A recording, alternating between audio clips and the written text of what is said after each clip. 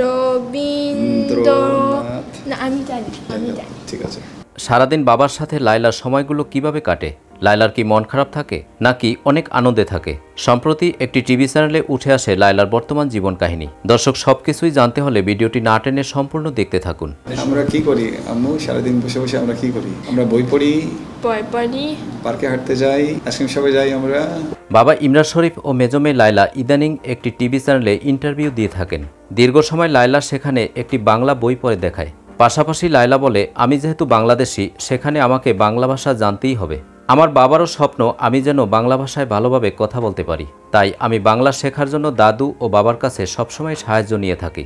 বাকি সময়গুলো বাবার সাথে পার্কে যাই, আইসক্রিম খেতে যাই, আর সময় পেলেই বই পড়ি। এভাবেই আমার সময়গুলো কাটে।